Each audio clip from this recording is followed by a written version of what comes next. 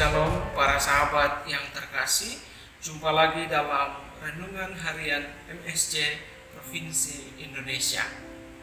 Para sahabat yang terkasih, apa sih yang menjadi tujuan hidup kita umat beriman? Tentu saja tujuan hidup kita orang-orang beriman adalah kehidupan yang kekal. Hidup yang abadi di mana kita semua bersatu dengan Allah yang adalah asal dan tujuan hidup kita. Bagaimana caranya agar kita bisa bersatu dengan Tuhan? Kita semua bisa bersatu dengan Tuhan dengan cara memusatkan seluruh tenaga, perasaan, pikiran, dan hati kita hanya untuk Tuhan. Dengan kata lain, kita hidup bergantung sepenuhnya kepada Tuhan. Maka kita semua diminta, sebagaimana dikatakan oleh Rasul Yohanes dalam bacaan pertama pada hari ini, kita diminta untuk tidak terlena pada hal-hal duniawi yang pada akhirnya kemudian membuat kita bisa jauh dari Allah. Hal-hal duniawi yang dibahasakan oleh Rasul Yohanes pada bacaan pertama merupakan bahasa kitab suci yang merujuk pada tindakan-tindakan daging, keinginan-keinginan daging, sikap angkuh dan acuh tak acuh, yang kemudian kita artikan bahwa kita tidak lagi membutuhkan Tuhan dalam kehidupan kita. Kita menjadi acuh tak acuh, menjadi angkuh, yang kemudian bisa mengakibatkan kita melaksanakan keinginan-keinginan daging tadi hanya karena kita merasa bahwa kita sudah tidak lagi membutuhkan Tuhan dalam kehidupan kita. Para sahabat yang terkasih, sekarang pertanyaannya adalah bagaimana kita harus bersikap atau bertindak supaya kita tidak jatuh pada keyakinan bahwa kita tidak membutuhkan Tuhan.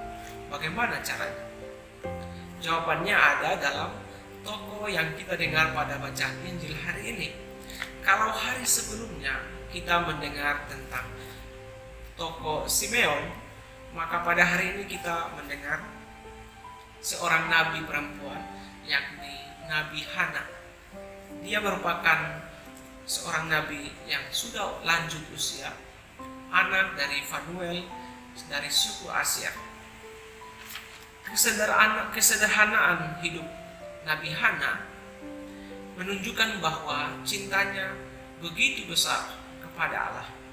Bahkan di usia Nabi Hana yang sudah begitu tua, dia pun masih menunjukkan bahwa dia lebih mengutamakan kepentingan Allah dalam hidupnya.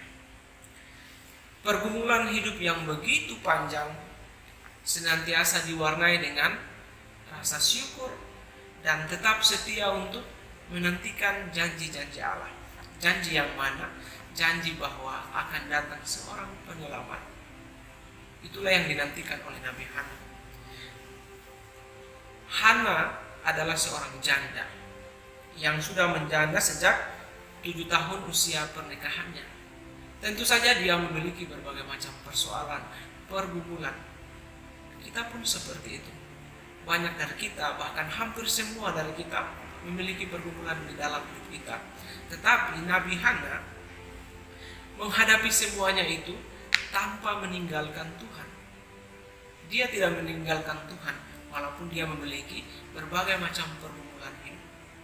Karena Nabi Hana tahu apa yang menjadi tujuan hidupnya, yaitu keselamatan kekal.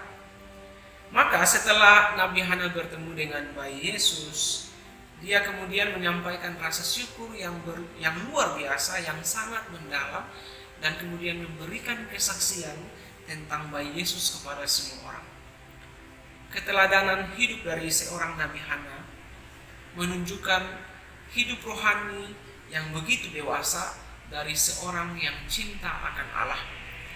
Kita pun diajak, mari kita semua memberikan hidup kita, seluruh perhatian, kepercayaan, harapan kita hanya kepada Tuhan.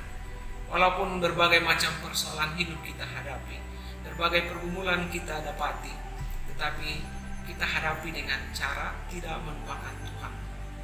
Dengan demikian kita akan mencapai tujuan hidup yang sesungguhnya, yakni keselamatan kekal.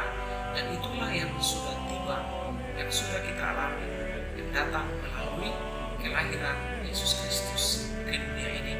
Itulah peristiwa Natal. Berkat Natal, damai dan sejahtera selalu menyertai Anda semua.